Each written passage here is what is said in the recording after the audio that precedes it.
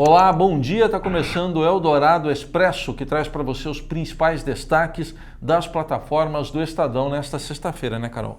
Bom dia, Raíssen, bom dia a todos. Vamos começar falando sobre um destaque da Polícia Federal e a Operação Caixa Forte. Essa operação está ocorrendo agora para cumprir 52 mandados de prisão preventiva. Há outros mandados também envolvendo busca, apreensão, bloqueio de contas.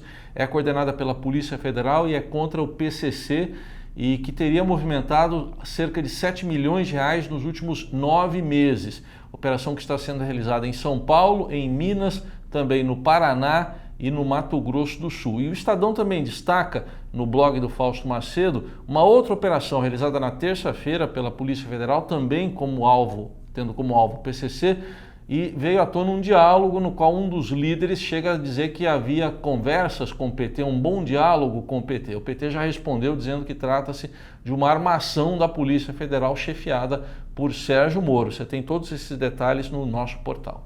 Bom, e hoje os Estados Unidos formalizaram a indicação, deram um aval para que o Eduardo Bolsonaro, o deputado, filho do presidente, seja o novo embaixador dos Estados Unidos, lá em Washington, né?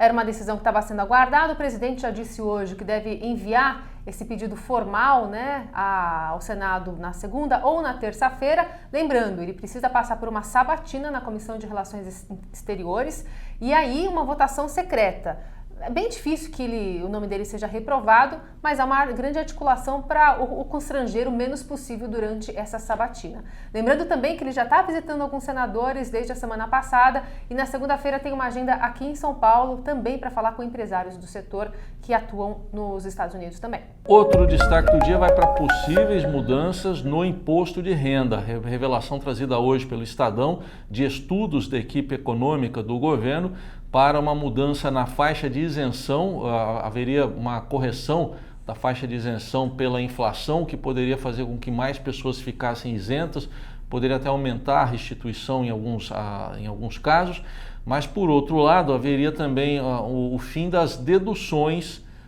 com saúde e educação, que hoje é possível deduzir tudo que se gasta com saúde e parte em educação. Uma coisa acabaria compensando a outra e haveria também mudança por esses estudos naquelas alíquotas que hoje variam de 7,5% a 27,5%.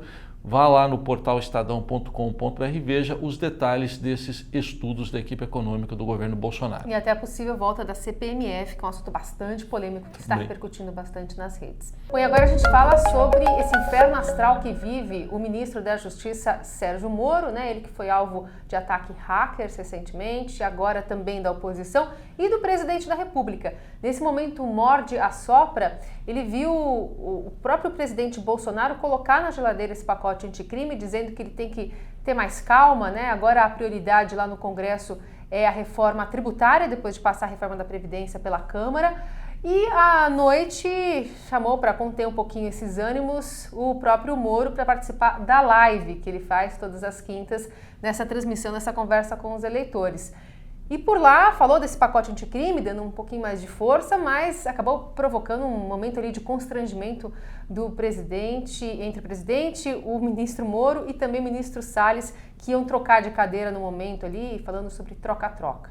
Enfim, vamos acompanhando também o que se desdobra em relação a essa relação entre o presidente e o ministro da Justiça, então juiz Sérgio Moro. No esporte, destaque para a cobertura aqui pelo Estadão do PAN de Lima, no Peru, Jogos Pan-Americanos, com o repórter Paulo Fávero, que está lá acompanhando tudo de perto. O Brasil está em segundo lugar no quadro de medalhas, atrás dos Estados Unidos. Tem mais competições hoje também para o fim de semana.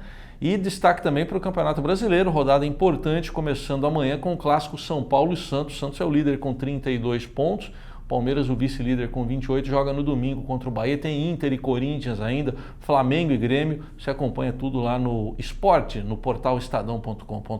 O Estadão também destaca hoje a movimentação de centenas de pessoas na faixa de pedestres mais conhecida, mais famosa do mundo, porque ontem foi comemorado 50 anos da fotografia da capa do Abbey Road, pelos Beatles, aquela em que eles estão enfileirados andando na rua. Muita gente foi lá celebrar e muitas fotos novas foram retiradas também.